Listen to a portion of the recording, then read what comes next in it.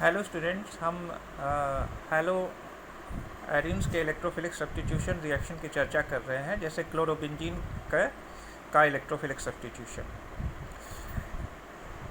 Electrophilic substitution reaction में क्या होता है कि कोई भी इलेक्ट्रोफाइल जो है वो अटैच हो जाता है क्लोरोबेंजीन के बेंजीन रिंग से। कहाँ पर अटैच होता है? ये ऑर्थो एवं पारा पोजिशन पर अटैच हो जाता है। अब जैसे यहाँ पर Cl प्लस इलेक्ट्रोफाइल यहाँ पारा पोजिशन पर, यहाँ ऑर्थो पोजिशन पर अटैच हो गया है ना। जब हम क्लोरोबेंजीन का रिएक्शन क्लोरीन से कराते हैं एनहाइड्रस FeCl3 कैटालिस्ट के प्रेजेंस में, तो सवाल उठता है कि इलेक्ट्रोफाइल जो है जनरेट कैसे होता है। तो जैसे ये रिएक्शन है क्लोरोबेंजीन क्लोरीन एटम से, हम लोग क्लोरीन से रिएक्शन करा रहे हैं एनहाइड्रस FeCl3 कैटालिस्ट के प्रेजेंस में, तो Cl प्लस इलेक्ट्रोफाइल जनरेट होगा। वो इस तरह से जनरेट होगा, Cl2 जो है क्लोरीन जो है वो एनहाइड्रस FeCl3 से रिएक्ट करके ये Cl प्लस इलेक्ट्रोफाइल जनरेट करेगा, Cl प्लस और प्लस FeCl4 माइनस बन जाता है। तो ये यही जो Cl प्लस इलेक्ट्रोफाइल है वो क्लोरोबेंजीन के ये ऑर्थो पोजीशन से और यहाँ पर ये पारा पोजीशन से अटैच हो जाता है ना। और अटैच यहाँ पे अटैच, जैसे पारा पोजीशन पे अटैच हो गया है हाइड्रोजन को रिप्लेस करके, मतलब है ये यहाँ पे Cl प्लस इलेक्ट्रोफाइल ने हाइड्रोजन को रिप्लेस कर दिया है, इसलिए इसको ये क्या हो गया, इलेक्ट्रोफिलिक सब्स्टिट्यूशन रिएक्शन हो गया। और यहाँ पर देखो, यहाँ Cl प्लस इलेक्ट्रोफाइल ने हाइड्रोजन को यहाँ पर ऑर्थो पोजीशन पे सब्स्टिट्यूट कर दिया है ना।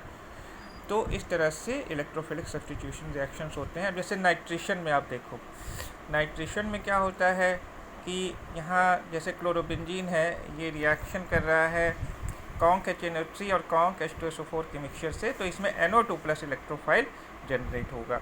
अब जैसे कॉन्क HNO3 है और plus conc H2SO4, conc H2SO4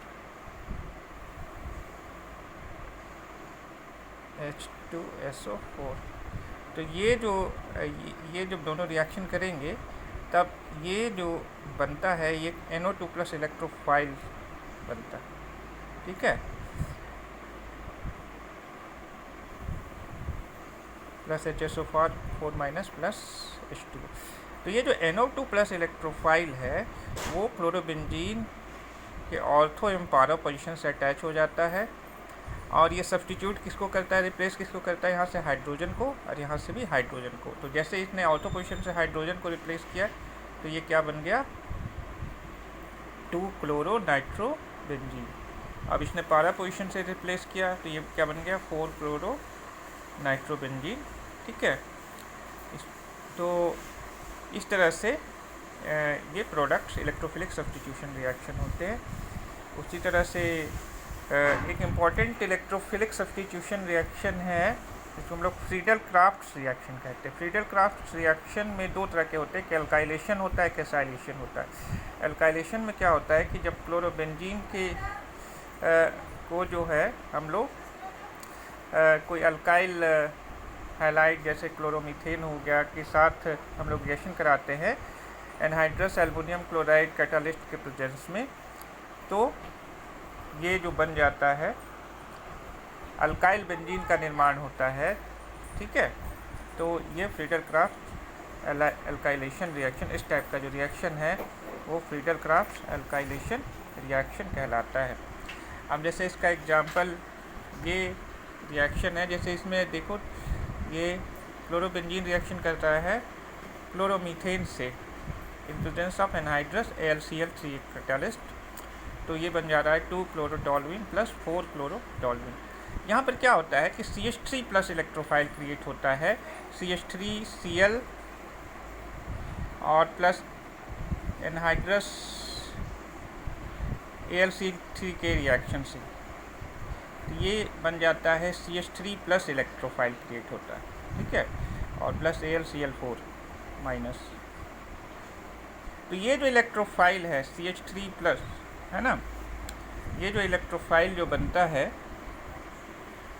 CH3+, तो ये इलेक्ट्रोफाइल यहाँ से क्लोरोबेंजीन के से रिएक्शन करता है और इसका ऑर्थो पोजीशन पर अटैच हो जाता है यहाँ, और फिर यहाँ पर क्लोरोबेंजीन जैसे यहाँ Cl एटम है तो उसका पारा पोजीशन पे यहाँ पर ये अटैच हो जाएगा, है ना, हाइड्रोजन को रिप्लेस करते हैं।